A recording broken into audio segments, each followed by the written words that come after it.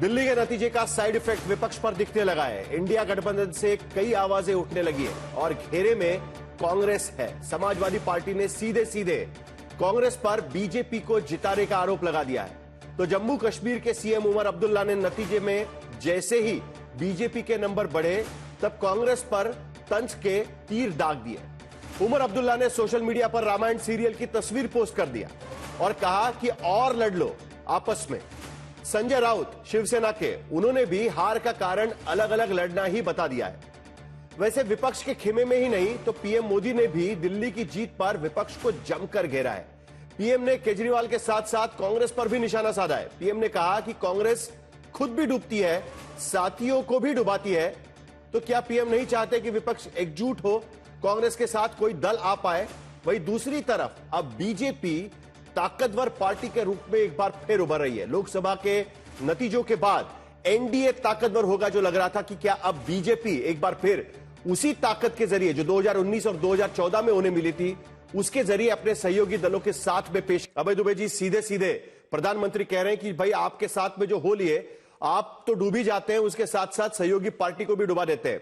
आने वाले चुनाव में एक तरफ एक है तो सेफ है का नारा दे रहे हैं, लेकिन आपके सहयोगी दलों को प्रधानमंत्री चेता रहे हैं कि भाई उनके साथ मत जाइए, आप भी डूब जाओगे। खास करके आरजेडी और समाजवादी पार्टी को बता रहे हैं शायद।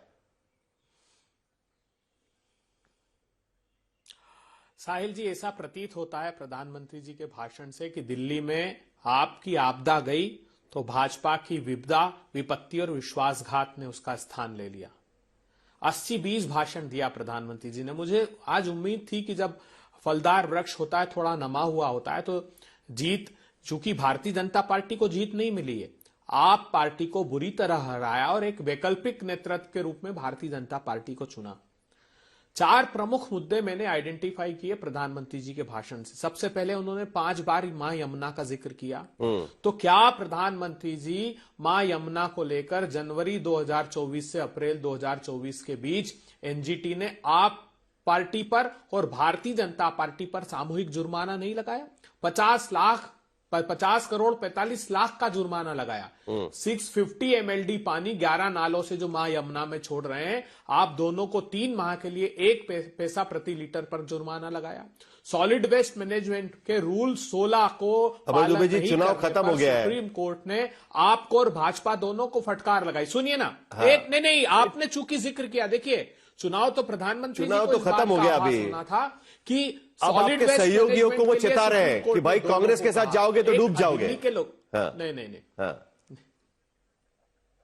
बस यही तो एक ड्रॉबैक है भारतीय जनता पार्टी में और जो मीडिया में कि वो बुनियादी मुद्दों पर बात नहीं करते। बुनियादी मुद्दों पर हम चर्चा करेंगे। पूरे दिल्ली के चुनाव के वक्त पे हमने बुनियादी मुद्दों पर चर्चा की थी। अभी हम पॉलिटिक्स पे चर्चा कर रहे हैं तो पॉलिटिक्स पे रहते हैं ना अभय दुबे जी, आप कहां भटका रहे हैं अननेसेसरी? तो प्रधानमंत्री जी खुद बैसाखियों पर हैं। वो परजीवी भारतीय जनता पार्टी नहीं है, जेडीयू की परजीवी है और टीडीपी की परजीवी है। जिनके साथ भारतीय जनता पार्टी रही, अकाली दल रही, अकाली दल को इन्होंने समाप्त करने की कोशिश की। शिवसेना के साथ रहे, शिवसेना के साथ विश्वासघात किया। 50 लाख डीएनए के टेस्ट जेडीयू कराती थी, वो तो सृजन घोटाले के फेविकोल से चिपक गए। उधर टीडीपी जो इनका पुराना अलाई था वो भी साथ छोड़ गया था। तो भारतीय जनता पार्टी शुक्ला जी वही है। देखिए कांग्रेस क्या कह रही है, प्रतिशोध की राजनीति। प्रधानमंत्री कहते हैं कि कांग्रेस डूबती है, उसके साथ साथ उनके सहयोगियों को डुबा देती है। लेकिन अब कांग्रेस क्या कह रही है कि भाई बीजेपी के साथ जो जाता है वो डूब जाता है, लेकिन बीजेपी फल फूलने लगती है। कैसे जवाब देंगे आप इस बात को? और मैं उदाहरण दूंगा इस पर। देखिए साहिल जी, मैं अभय दुबे जी का अभिनंदन करता हूं कि डबल हैट्रिक, जीरो बनाने की डबल हैट्रिक के बाद भी वो दिल्ली का विश्लेषण कर रहे हैं। तो इनका जो ये दुस्साहस है वो प्रणम्य है। श्रीमान अभय दुबे जी, आपने दिल्ली के चुनाव में डबल हैट्रिक की है, जीरो की, इस बात को याद रखें। दूसरी बात, श्रीमान अभय दुबे जी, भारतीय जनता पार्टी के 2 सहयोगी इस पैनल में बैठे हुए हैं। लोक जनशक्ति पार्टी के भाई धीरेन्द्र जी और जो है जनता दल यूनाइटेड के हमारे मित्र बैठे हुए हैं। कृपा करके मुझे बताइए ना, राजीव रंजन जी से पूछ लीजिए, आदरणीय धीरेन्द्र जी से पूछ लीजिए, भारतीय जनता पार्टी के साथ रहने पे इनका उन्नयन हुआ है कि पतन हुआ है? हाँ। 2 दशकों से सत्ता में सतत बिहार में जनता दल यूनाइटेड हमारे साथ है, उन्नयन हुआ है उनका। वही लोक जनशक्ति पार्टी का भी इसी पैनल में 2 लोग बैठे हुए हैं। ये अच्छा मुद्दा निकाला और प्रेम शुक्ला जी आप आपने। कृपा करके मुझे बताइए ना, इसी दिल्ली में, हाँ। नहीं ये बहुत इसी अच्छा। दिल्ली में, हम इसी दिल्ली में बात हाँ, करते हैं। हाँ। इसी दिल्ली में 2015 के चुनाव में आम आदमी पार्टी अलग चुनाव तब भी लड़ी थी कांग्रेस के साथ, याद है, और कांग्रेस तब 0 बनाई थी, और 2015 के चुनाव में 67 सीटें जो है आम आदमी पार्टी को मिली थी। 2020 के चुनाव में भी कांग्रेस अलग लड़ी थी, तब भी जो है भारतीय जनता पार्टी को जो है 8 सीटें और 62 सीटें जो है आम आदमी पार्टी को मिली थी, कांग्रेस 0 पर थी। तो आज क्या हो गया जो आम आदमी पार्टी डूब गई? क्योंकि लोकसभा के चुनाव में इनके साथ गठबंधन कर लिया उसने। 2014 में गठबंधन नहीं था, 2019 के लोकसभा चुनाव में गठबंधन नहीं था, प्रेम शुक्ला जी, 2024 में वो आम आदमी पार्टी और कांग्रेस का गठबंधन हो गया और इनका पतन हो गया। तो ये बताइए ना, ये अपशकुन कहां से लगा, ये कोई समझ नहीं सकता है। नहीं जरा ना, आप मुझे बताइए, समाजवादी पार्टी का प्रेम शुक्ला जी और प्रेम शुक्ला जी और अभय दुबे जी, आप दोनों ना नेशनल पार्टी के नेता है, ठीक है? तो जरा हम आपके सहयोगियों से ही पूछ लेते हैं। और आपने कहा कि आपके सहयोगियों का उन्नयन हुआ है, राजीव रंजन जी और धीरेन्द्र कुमार जी, उनसे तो मुझे सवाल पूछना ही है, लेकिन पहले जरा डॉक्टर आशुतोष वर्मा के पास चले जाते हैं। आप प्रधानमंत्री ने जो सलाह दी है आपको, देखिए मिल्कीपुर में कांग्रेस आपके साथ में थी, तब भी आप कुछ कमाल नहीं कर पाए वहां पर, और अखिलेश कई बार ये बोल चुके हैं, दिल्ली के चुनाव में भी उन्होंने सीधे सीधे अरविंद केजरीवाल को समर्थन दिया था। तो प्रधानमंत्री ने आपको जो चेतावनी दी है कि भाई कांग्रेस के साथ मत जाइए वरना आप डूब जाएंगे, तो आप इससे इत्तेफाक रखते हैं? आपको लगता है कि सही आपको ये सलाह दी गई है? क्योंकि आपके भी तो कांग्रेस से कई बार मतभेद रहे हैं, क्या आपको लगता है कि एक है तो सेफ है विपक्ष के लिए? शैली, भारतीय राजनीति में इस बात को तो हम लोगों को मानना पड़ेगा कि हमने प्रधानमंत्री नहीं, एक पॉलिटिकल मैस्कॉट को चुना हुआ है। हाँ। जो 24/7 सिर्फ चुनाव की बात करता है, बाकी देश में कुछ भी हो रहा हो उनसे मतलब नहीं है, चाहे बेड़ियों से लग के हमारे लोग आ रहे हो, कोई फर्क नहीं पड़ता। अब कल दिल्ली का चुनाव हुआ है और उन्होंने अपनी चुनावी रणनीति शुरू कर दी है। उन्होंने तुरंत पूर्वांचली, मैं तो पूर्वांचल का सांसद हूँ, बनारस के लोग बड़े परेशान थे कि एक बार बनारस का नाम ले लें, जहां से चुन के आते हैं, जिस गंगा मैया ने आशीर्वाद दिया, लेकिन उन्होंने पूर्वांचल का नाम लिया जानबूझ के, जिससे बिहार का आने वाला इलेक्शन तय हो जाए। और फिर उन्होंने उसको टारगेट करना शुरू किया उसी रैली में कि भाई कांग्रेस पैरासाइट है, सबको खा जाएगी। अरे उत्तर प्रदेश है साहब, उत्तर प्रदेश ने अभी कांग्रेस और समाजवादी पार्टी के गठबंधन ने आपको खा लिया और आपको पीछे कर दिया। और प्रधानमंत्री जी जानते हैं मैं झूठ बोलता हूं, क्योंकि अगर आप देश के नक्शे को देखिए तो जम्मू कश्मीर में पीडीपी के साथ में गए, पीडीपी खत्म। पंजाब में शिरोमणि अकाली दल के साथ में गए, शिरोमणि अकाली दल खत्म। हरियाणा में दुष्यंत चौटाला के साथ जेजेपी पे गए, वो 10 से 0 सीट पे आ गए।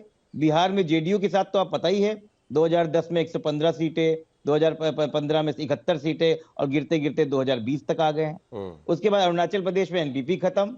महाराष्ट्र में शिवसेना के साथ में तो ये हुआ, न सिंबल बचा न सरकार, और फिर एकनाथ शिंदे की भी स्थिति वही हो गई। उड़ीसा में जो बीजू जनता दल गाहे बिगारे कहीं ना कहीं सेंट्रल में इनको सपोर्ट करते थे, वो खत्म। तेलंगाना में वाईएसआर जो उनके पीछे सपोर्ट करते थे, वो खत्म।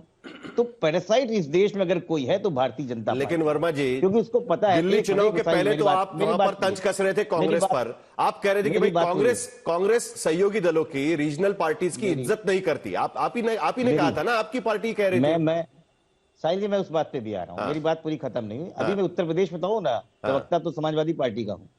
उत्तर प्रदेश में अपना दल को 2 सीटें दी, सांसद बनाए, और आखिरी में आते आते एक सांसद की पार्टी बची है। निषाद पार्टी समाजवादी पार्टी थी, योगी आदित्यनाथ की जगह उनके बेटे को वहां पे टिकट दिया और समाजवादी पार्टी ने जिताया और एमपी पहुंचाया, दिल्ली पहुंचाया। और भारतीय जनता पार्टी के साथ में गए तो बिना एमपी के पार्टी हो गए। तो ये तो भारतीय जनता पार्टी की बात है। रही बात समाजवादी पार्टी क्या कहती है कांग्रेस के लिए, हमारा स्पष्ट निर्देश है कि हम लोगों की जब इंडिया अलायंस की बात हुई तब देश के बड़े गठबंधन की बात हुई और भारतीय जनता पार्टी को कैसे रोका जाए इस पे बात हुई। समाजवादी पार्टी ने अपने कर्तव्यों का निर्वहन किया और उत्तर प्रदेश में इनके जो है कुचक्र को रोका, और हम सबसे ज्यादा 43 सीट जीत के गठबंधन में आ गए आगे। लेकिन दिल्ली के चुनाव के लिए हमारी कभी इस तरीके की बात नहीं हुई थी जो भारतीय जनता पार्टी को हरा पाएगा। कांग्रेस की स्थिति क्या हुआ, 4% से लेकर 6% की पार्टी बनी, लेकिन आज भी आम आदमी पार्टी सिर्फ 2% पीछे है भारतीय जनता पार्टी। नहीं, लेकिन देखिए इसका ना, मतलब देखिए ना, बड़ा इंटरेस्टिंग, नहीं, बड़ी इंटरेस्टिंग बात है। जनता पार्टी को जो हराएगा दिल्ली के चुनाव में में भारतीय जनता पार्टी ने अपने सहयोगी पार्टी, जो दो पार्टियां ऊपर जेडीयू और एलजेपी, उनके लिए भी एक एक सीट छोड़ दी। वही चीज अगर कांग्रेस और आपस आप में भी हो सकता था ना, लेकिन नहीं हुआ। देखिए वही तो बात है ना। साहिल जी रिजल्ट बताइए ना उसके बारे में। शून्य बटा सन्नाटा, ये भी तो बताइए देश को कि जेडीयू 0 और रामविलास पासवान जी की पार्टी भी 0। क्यों अपनी भद पिटवाने चले गए थे वहां पर? तो राजीव रंजन जी, इससे ज्यादा भारतीय जनता पार्टी में आपने सुना, उसमें आपको भी डर लगता है कहीं ना कहीं बीजेपी खा जाएगी आपको? देखिए आपका ग्राफ देखिए कैसा रहा। जब आप बीजेपी के साथ आए तब आपका ग्राफ था ऊपर, बीजेपी आपके थी नीचे। जैसे जैसे चीजें बदलती गई, अब बीजेपी का ग्राफ हो गया ऊपर और आपका ग्राफ हो गया नीचे। तो कभी कभी तो डर लगता होगा। देखिए एलजेपी के साथ क्या हो गया था, चुनाव के पहले वो अलग हो गए, चाचा को साथ में ले लिया। अब चुनाव खत्म हो गए, लगा कि भाई भतीजे ठीक अपने साथ कर लेंगे, तो भतीजे को साथ में ले लिया। ये बड़ा इंटरेस्टिंग चीज है ना राजीव रंजन जी।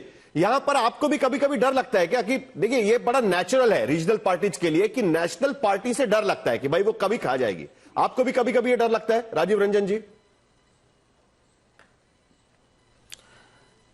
अब देखिए साहिल जी, एक अलायंस जनता की कसौटी पर खरा उतरे तो फिर उससे बेहतर कोई अलायंस नहीं होता है। और मैं मानता हूं बिहार में पिछले 2 दशक जो बिहार के करिश्माई मुख्यमंत्री नीतीश कुमार जी का जो ये कार्यकाल है, ज्यादातर चुनाव हम एनडीए का हिस्सा बनकर लड़े और हर बार हमने शानदार कामयाबी हासिल की।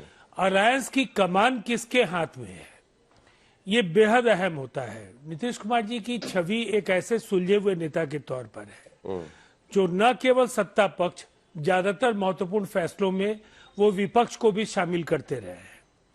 और एक सबसे पहली बात है, अभी बहुत सारी बातें आशुतोष जी ने कहा और मैं जानता हूं टीवी चैनल्स पर किसी को बार बार बोलने की जरूरत नहीं है। उन बातों को दोहराने के लिए उनकी पुरानी बातों को केवल दबा दीजिए और टेप रिकॉर्डर ऑन होगा, वही बातें बार बार आएंगी। कभी ये नहीं बताएंगे कि कांग्रेस के साथ रिश्ते इनके कितनी बार जुड़े, कितनी बार टूटे। जो लोग इनके साथ थे, छोटे दल जो उत्तर प्रदेश में, वो क्यों एनडीए का हिस्सा बने, इस पर विस्तार से ये नहीं जाए। भी तो टूटते सवाल ये है जुड़ते कि वहां रहे ये बीजेपी के साथ रिश्ते। बिहार में 2014 के बाद आपके भी तो टूटते और मैंने तो आपको कहा ज्यादातर साहिल जी, अगर आपने मेरा जवाब सुन लिया होता, मैंने कहा इन 20 वर्षों में ज्यादातर चुनाव हम एनडीए के साथ लड़े, तो निश्चित तौर पर कुछ चुनाव हम दूसरों के साथ भी लड़े।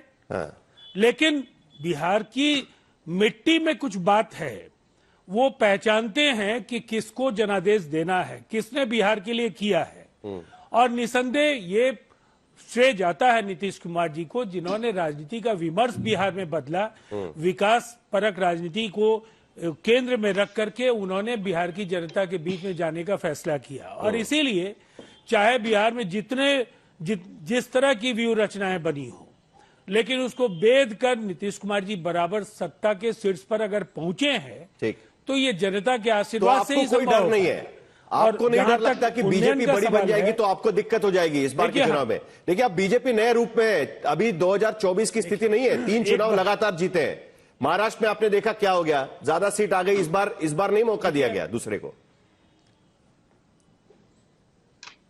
देखिए बाकी दलों की बात मैं नहीं करूंगा। नीतीश कुमार जी एक नैसर्गिक स्वाभाविक गठबंधन के नेता है। ठीक है, गठबंधन में सीटों की साझेदारी को लेकर अब तक कोई बड़ा असमंजस कभी भी उभर करके नहीं आया। परिणाम कभी आपके अपेक्षा के अनुरूप नहीं हो सकते हैं, लेकिन उनकी छवि पर भरोसा एनडीए के शीर्ष नेतृत्व को था और इसीलिए कम सीटों के बाद भी नीतीश कुमार जी के इनकार के बाद भी उन्हें मुख्यमंत्री बनाने का निर्णय भारतीय जनता पार्टी और जनता दल यूनाइटेड ने मिलकर के लिया। बिल्कुल ठीक है। अब तो इसीलिए साहिल जोशी जी, ये बिहार है, इसको बिहार को बाकी देश के हिस्सों से जोड़ करके नहीं देख पाएंगे। इसका विश्लेषण करने के लिए बिहार केंद्रित राजनीति को समझना बेहद आवश्यक। नहीं, आपकी बात बिल्कुल सही है और मैं इसको बिल्कुल दोहराना चाहता हूं कि बिहार की राजनीति को समझना अलग से बहुत जरूरी है, लेकिन फिर भी आप नेशनल पर्सपेक्टिव में देखें तो कुछ ना कुछ स्टार वो राजनीति के भी बिहार से अब जुड़ सकते हैं। तो जरा थोड़ा सा देखना पड़ेगा हमें मई महीने के बाद क्या होगा। जरा एक बार जरा जल्दी से मृत्युंजय जी से एक प्रतिक्रिया लेना बहुत जरूरी है, क्योंकि देखिए दिल्ली नतीजों से पहले पीएम ने बिहार के एनडीए नेताओं के साथ एक फोटो सेशन कर लिया, हुंकार भर दी कि भाई हम तो साथ में रहेंगे। लेकिन जीत के बाद कांग्रेस और आरजेडी पर तंज कस दिया है और कहा है कि सहयोगियों का कांग्रेस भला नहीं करेगी। आपको याद होगा पिछला चुनाव, मृत्युंजय जी, आप ही की पार्टी बार बार कह रही थी कि कांग्रेस ने ज्यादा सीटें ले ली हमसे, उसके चक्कर में नुकसान हो गया, वरना हमारी सत्ता आ जाती। याद है ना आपको? यही बात का शायद जिक्र कर रहे हैं प्रधानमंत्री वहां पर। देखिए साहिल जी, ऐसा है कि आदरणीय प्रधानमंत्री जी को दिल्ली की जीत पर इतना इठलाना नहीं चाहिए। ये लोकतंत्र है, यही लोकतंत्र की खूबसूरती है। जनता मालिक है, किसी को अर्श पर पहुंचाती है, किसी को फर्श पर पहुंचाती है। अब भला बताइए, आदरणीय प्रधानमंत्री जी की बातों से तो सीधा निशाना क्षेत्रीय दलों को है, जेडीयू और एलजेपीआर को है। वो समाप्त करना चाहते हैं। दिल्ली में क्या किया? दिल्ली में जेडीयू की सीट पर बीजेपी का वोट ट्रांसफर नहीं हुआ और जेडीयू का वोट तो उन्होंने ट्रांसफर करा लिया। पूर्वांचल के लोग ज्यादा है बिहार के दिल्ली में। एलजेपीआर, उनको बीजेपी का वोट ट्रांसफर नहीं हुआ। तो अपने सहयोगियों को ऐसा अनोखा तो आपने देखा ही नहीं होगा। राजीव जी भूल गए क्या? जब गठबंधन में थे जेडीयू बीजेपी, मणिपुर में जेडीयू के 5 सांसदों को तोड़ लिया, साथ में रहते हुए तोड़ लिया।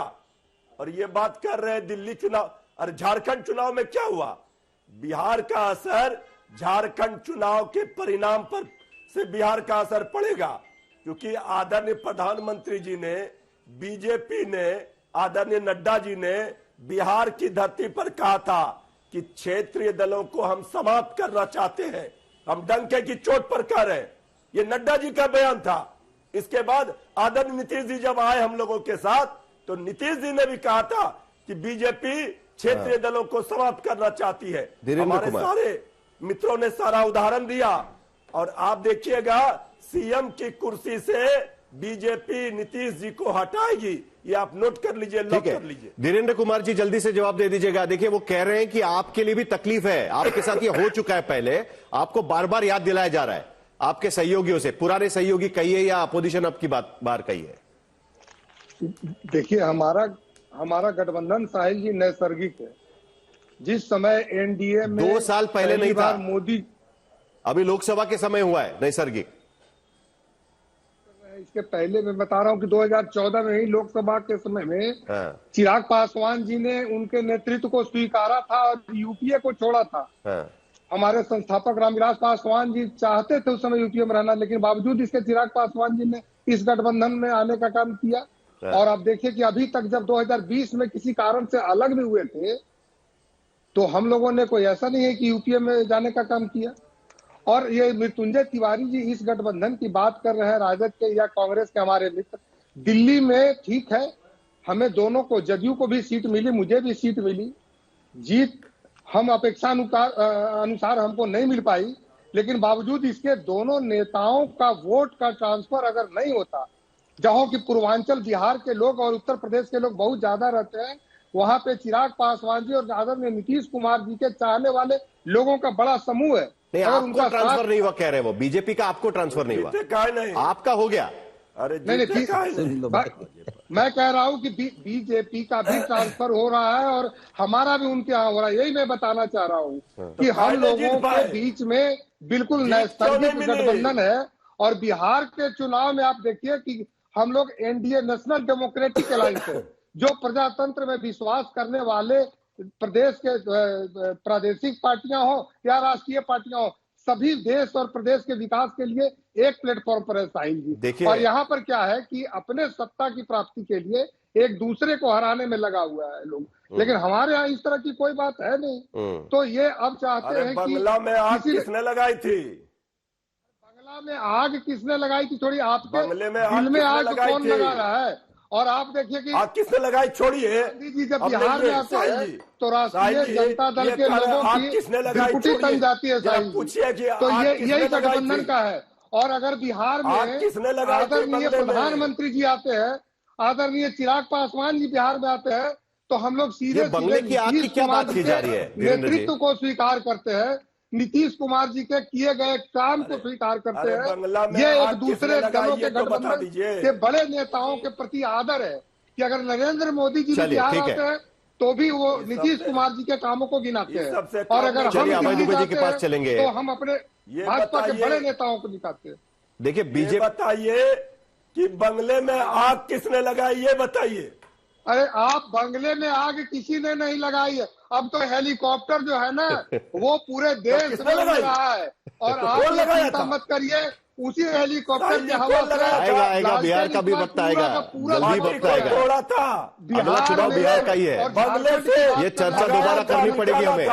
10 सेकंड साहिल जी, हाँ। ये झारखंड की अभी बात हाँ। कर रहे थे कि बहुत असर होगा, तो राष्ट्रीय जनता दल को हराने के लिए हमारी पार्टी लोक जनशक्ति पार्टी रामविलास ठीक है। और चिराग पासवान काफी है। झारखंड में भी इनको हराया। चलिए और चलिए, बिहार का में भी वक्त आएगा तब उस पर चर्चा होगी। लेकिन यहाँ पर तो बहुत जरा बड़ा अभय दुबे गठबंधन जी, है। अभय दुबे जी, चलिए बाकी अपनी पार्टी को बचाइए। ओके, चलिए बाकी बेस तो चर्चा का तैयार हो गया है। लेकिन अभय दुबे जी, मुझे एक महाराष्ट्र से बड़ा परिणाम आएगा बिहार बिल्कुल में एनडीए के। बिहार का परिणाम पर हम चर्चा करेंगे, और जी। उसके जब हम लोग उस वक्त जाएंगे तब उस पर भी चर्चा होगी। लेकिन बचाइए पार्टी अभय को।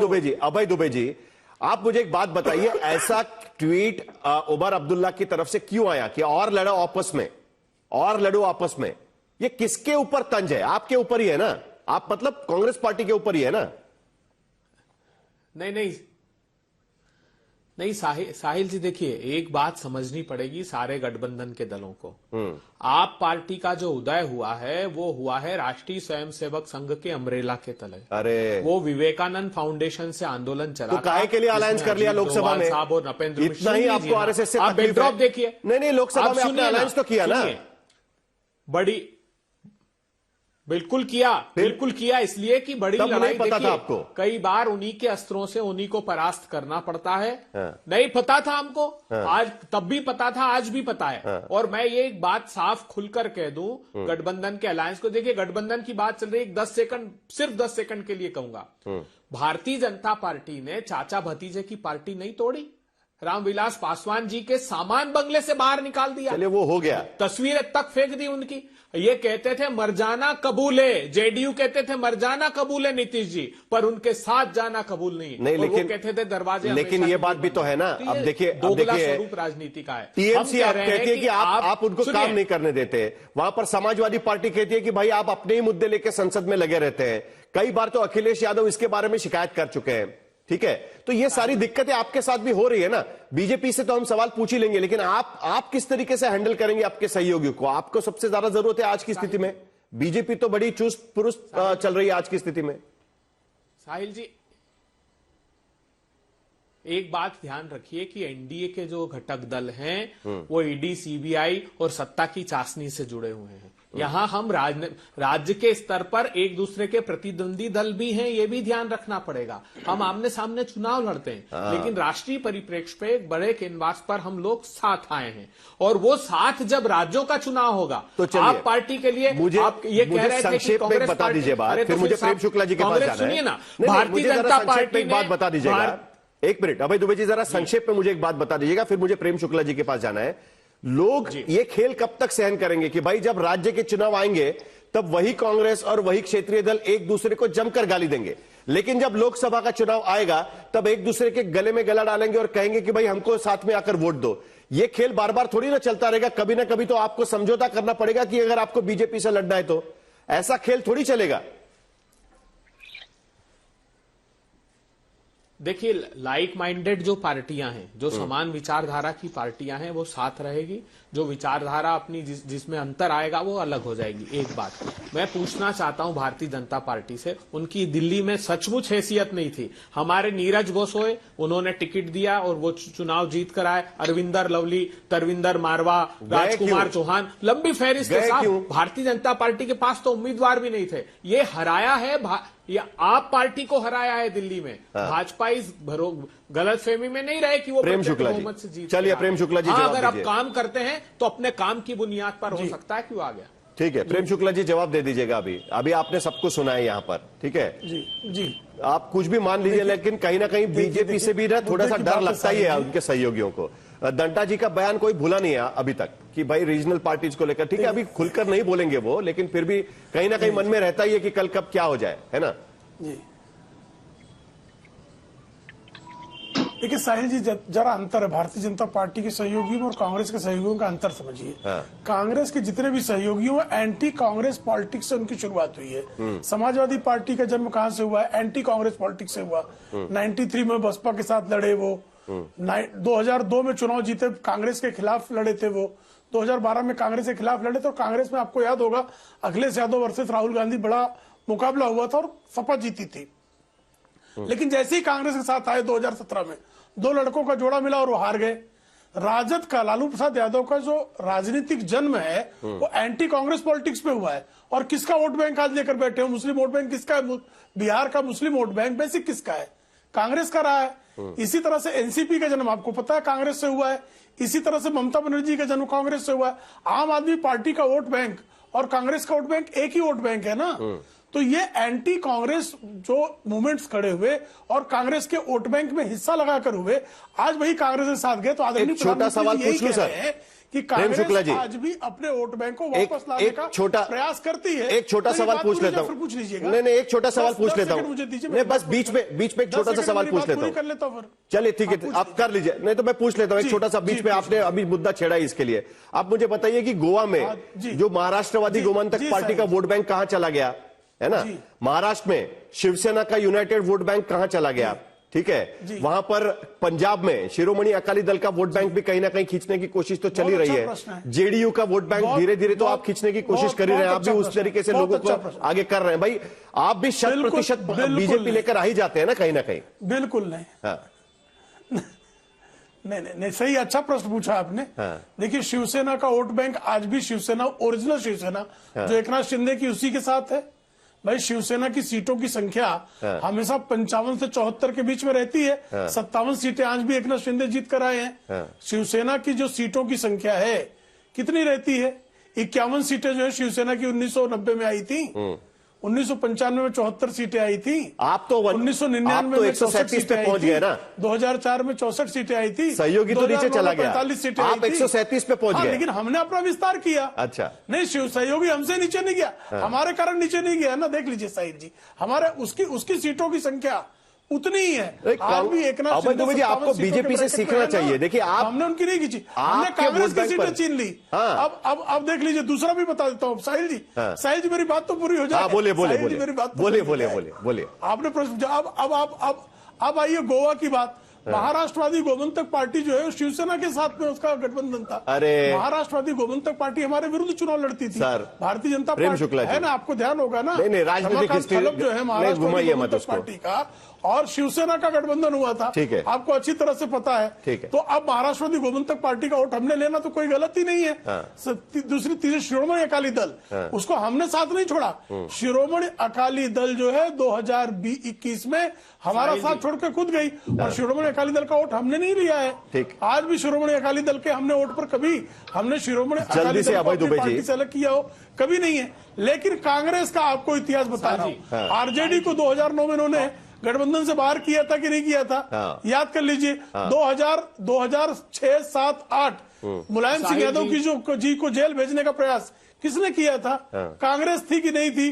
डिस्प्रोपोर्शनेट एसेट का, बेहिसाबी संपत्ति का मुकदमा विश्वनाथ चतुर्वेदी कांग्रेस के सक्रिय कार्यकर्ता और हैदरगढ़ से कांग्रेस के विधानसभा के प्रत्याशी ने पीआईएल डाला था। चलिए, ये सत्य है कि नहीं है? मैं तो आपको सारे प्रमाण समेत बातें रख रहा हूँ। बिल्कुल। अभय दुबे जी एक सेकंड जरा आपके सहयोगी से एक बार प्रतिक्रिया ले लेना, डॉक्टर आशुतोष वर्मा जी से। देखिए आपने सुना, बीजेपी को आपने पूरी तरीके से सुना है। एक सेकंड, बस एक सेकंड, 10 सेकंड आपने तो पूरा बड़ा जवाब देंगे, बाकी लोगों को मौका नहीं मिलेगा। हाँ अभय दुबे जी, हाँ चलिए जल्दी। नहीं बिल्कुल 10 सेकंड। 10 देखिए, इंडिया गठबंधन एक सिद्धांतों का गठबंधन है। इंडिया गठबंधन सिद्धांतों का गठबंधन है जो भारतीय जनता पार्टी से नहीं डरे। अखिलेश यादव मुखरता से खिलाफत करते हैं, आरजेडी मुखरता से खिलाफत करती है, कांग्रेस पार्टी राहुल गांधी जी करते हैं। बट आरजेडी को निकाला तो था ही ना आपने 2009 में। जो डर गया वो भाजपा में गया। आप देखिए हेमंत बिस्वा शर्मा वहां जो पार्टी में इन्होंने जोड़ा, वो कैसे आए, उनके खिलाफ मुकदमा किया। यहाँ अजीत पवार जी के खिलाफ बोला इन्होंने कि अकूट संपत्ति बना ली। यहाँ शिंदे सेना के जो भावना गौली, यशवंत यादव, यामिनी यादव, तो इन्होंने जो सारे इकट्ठे किए हैं, मृत्युंजय तिवारी, आपको जवाब देना है कांग्रेस को। ईडी सीबीआई के जोड़ से। आपको याद है ना 2009 में आपको बाहर किया था। जी हाँ। देखिए साहिल जी, इंडिया गठबंधन में दलों के नेताओं के बीच में हाथ और गले नहीं दिल मिले हुए हैं। अरे लेकिन यहाँ क्या है, एनडीए में यहाँ सांप और नेवले की लड़ाई है। अरे मृत्युंजय जी, अभी 2 मिनट पहले आपने सुना क्या अभय दुबे जी क्या कह रहे थे? इंडिया गठबंधन में आम आदमी पार्टी शामिल थी ना, अभी वो उनको आरएसएस से जोड़ रहे हैं। अभी 2 मिनट पहले उन्होंने बोला कल आपको भी जोड़ देंगे, नहीं तो कैसे? कारणों से किन्हीं कारणों से अलग लड़ी, लेकिन रामविलास पासवान जी के एलजेपी को किसने बंगले में आग लगाया? किसने बंगले से निकाल दिया था? तस्वीरों को फेंक दिया था। धीरेन्द्र कुमार जी, आप जल्दी से जवाब दे दीजिए। साहिल जी, आशुतोष वर्मा हमारा जवाब ले लीजिए। हाँ, आशुतोष वर्मा आशुतोष वर्मा इंतजार में है। ठीक है, ठीक है, धीरेन्द्र कुमार जी जल्दी से जवाब दीजिए। जनता का दमन उत्पीड़न। धीरेन्द्र कुमार जी चलिए, जल्दी, समय खत्म हो रहा है। धीरेन्द्र कुमार जी, हाँ बोलिए। दुबे जी ने कहा कि हमारे साथ कुछ लाइट माइंडेड पार्टियां साथ में रहेंगी। दरअसल में सच्चाई ये है साहिल जी कि देश की जितनी लूट माइंडेड पार्टियां हैं ना, लाइट माइंडेड भी, वो कांग्रेस के साथ रहेंगी।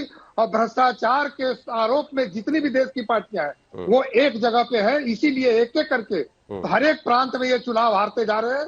और मैं बता रहा हूं कि हम लोग एक दूसरे की इज्जत करने वाले सहयोगी हैं, राष्ट्र के निर्माण करने वाले सहयोगी हैं। नीतीश कुमार जी हो, चंद्रबाबू नायडू हो, नरेंद्र मोदी जी हो, सभी लोग 90 के दशक के रामविलास पासवान जी के भाषण हम जरा सुना देंगे तो पता चलेगा कि कौन बंगला से निकाल लिया पल। अरे आपके दिलों में क्यों आग लगी हुई है मृत्युंजय जी? बस चलिए, आप लोग लूटने वाले हैं। चलिए, बंगला का हो गया। आशुतोष वर्मा जी, उसके बाद राजीव रंजन के पास चलेंगे आप। आशुतोष वर्मा चलिए, जरा एक मिनट, जरा दोनों को शांत करिए। आशुतोष वर्मा, कोई जगह नहीं। यही आपको, एक मिनट आशुतोष वर्मा, आपको कांग्रेस से यही शिकायत होती है ना कि जो लोकसभा के समय पे साथ में आए और उसके बाद उनको ही गलियारे रहने लग गए। आपको यही शिकायत थी ना उनके साथ में? देखिए अभी थोड़ी देर पहले आम आदमी पार्टी के बारे में क्या बोला था, अब तो वो इंडिया अलायंस से बाहर हो गए ऐसा मान के चलते हैं हम लोग, आम आदमी पार्टी। आशुतोष, देखिए साहिल जी, ऐसा है ना कि भारतीय जनता पार्टी का इतिहास देखिए। जब इमरजेंसी के बाद जनता पार्टी बनी तो भारतीय जनता पार्टी एक पार्टी बनी और साथ में जनसंघ के भी ड्यूअल जो है सदस्यता लेके घूमते थे। तो वहां पे बैठ के बात हुई कि भाई आप इधर भी रहोगे उधर भी रहोगे। तो उन्होंने कहा कि नहीं, हम अपना जनसंघ तो नहीं छोड़ेंगे, और इन्होंने जनता पार्टी वहां से तोड़ना शुरू करी। तो ये हर समय मलाई खाने के चक्कर में है। और हमने पहले भी बताया कि जो भारतीय जनता पार्टी के पास आया वो नेस्तनाबूत हो गया है। अभी देखिए, यही चिराग मॉडल के नाम से फेमस बिहार में नीतीश जी थकते नहीं होते थे और कहते देखो हमारे साथ क्या कर दिया, हमारे साथ क्या कर दिया। अब ये एलजेपी के प्रवक्ता है, जेडीयू की तारीफ कर रहे हैं, कह रहे हैं हम नीतीश जी के मॉडल पे वो हैं। पार्टी के 2 हिस्से कर दिए, चाचा को जब जरूरत थी चाचा लिया, भतीजे को जब जरूरत पड़ी तो भतीजा ले लिया। और यही बात, नहीं, स्वार्थ कौन किसका है वो सब लोग जानते हैं। देखिए, इंडिया गठबंधन की जो स्थिति है वो ये है, अधिनायकवाद के खिलाफ समाजवादी पार्टी खड़ी है। जिस समय भारतीय जनता पार्टी से, जिस समय कांग्रेस ये काम करती थी, हम तब उसके खिलाफ थे। आज हम खड़े हुए हैं और हम पहले भी 89 में, 93 में, 2003 में, 2012 में हम अलग लड़के ही सरकार बनाए कांग्रेस के साथ में। कोई ऐसा नहीं कि कांग्रेस की वजह से बनाए, लेकिन आज समय की जरूरत है। हमने 2024 का जवाब ले लीजिए साहिल जी, आपका समय खत्म हो जाएगा। हराया उत्तर प्रदेश में। कोई प्रदेश बताए जिसने इतनी बड़ी रथ इनको रोका? उत्तर प्रदेश में समाजवादी पार्टी के पास ये हिम्मत थी जिसने हरा के दिया, और आज वो मेजोरिटी में नहीं है, सिर्फ उत्तर प्रदेश की वजह से। और नीतीश जी साथ में होते तो प्रधानमंत्री भी होते और इंडिया अलायंस की सरकार भी होती। प्रधानमंत्री होते राजीव रंजन जी, आपके पार्टी के नेता। देखिए, हमारी चिंता न करें आशुतोष जी। अभी 10 सीटों पर उपचुनाव हुए, 9 सीटें पहले और अभी एक मिल्कीपुर। कांग्रेस को 1 सीट भी समाजवादी पार्टी ने नहीं दी। देखिए, दिलचस्प है, यह अलायंस जितने विरोधाभासों से भरा है और उसके बाद ये एनडीए पर प्रहार करते हैं, इन लोगों को शर्म आनी चाहिए। अगर दिल्ली में आप पार्टी के साथ लोकसभा लड़ेंगे, फिर विधानसभा उनके खिलाफ लड़ेंगे, हरियाणा में एक दूसरे के खिलाफ लड़ेंगे, पंजाब में एक दूसरे के खिलाफ लड़ेंगे, लेफ्ट के खिलाफ कांग्रेस लड़े, फिर प्रवचन देना शुरू करेंगे, टीएमसी के खिलाफ बंगाल में लड़ेंगे। देखिए, ये अलायंस झूठ, फरेब, मक्कारी के सिवाय एक अहंकारी और ईर्ष्यालु नेताओं के जमावड़ा के अलावा इस अलायंस में कुछ भी नहीं बचा है। ये क्या मुकाबला कर पाएंगे? अब अकेले बिहार में 12 लाख नौकरियां और 36 लाख रोजगार, 48 लाख लोग अगर सीधे लाभान्वित हो रहे हैं तो 48 लाख परिवारों का मतलब जरा अलायंस पे रहते हैं हम, अलायंस पे रहते हैं। चुनावी भाषण नहीं है। नहीं तो आएगा ना बाद में, आएगा अभी बिहार चुनाव के वक्त हमें यही सब बातें करनी है। तो करेंगे नहीं, जनता के बीच जाएंगे नहीं। दिल्ली के चुनाव के बाद एक बार फिर ये चर्चा सतह पर आ गई है कि इंडिया अलायंस का आगे चलकर क्या होगा। आप सभी का बहुत बहुत शुक्रिया इस चर्चा में शामिल होने के लिए, लेकिन यह चर्चा इसी तरीके से जारी रहेगी क्योंकि अब बिहार के चुनाव आने वाले हैं और वो चुनाव एनडीए किस तरीके से गठबंधन में लड़ता है, किस तरीके से सीट शेयरिंग होगा, इंडिया अलायंस का वहां पर क्या होगा, क्या आरजेडी कांग्रेस साथ में लड़ेगी, ये सारे मुद्दे बार बार चर्चा में आते रहेंगे। नेचुरल अलायंस के नाम पर राजनीति में एक दूसरे को पीछे ढकेलने की होड़ मची हुई है क्या, इस पर भी चर्चा कहीं ना कहीं करनी होगी। गर्मियों की छुट्टी होने वाली थी, मेरे पापा आने वाले थे तो हम लोग सभी खुश थे, तो मैं एक बेड पे चढ़ के डांस कर रहा था, लेकिन वो पहले ही आ गए। फ्रीज तो मैं उस समय तो कंटिन्यू नहीं कर सकता था ना, तो फ्रीज फ्रेम टाइप का हो कसम पैदा कर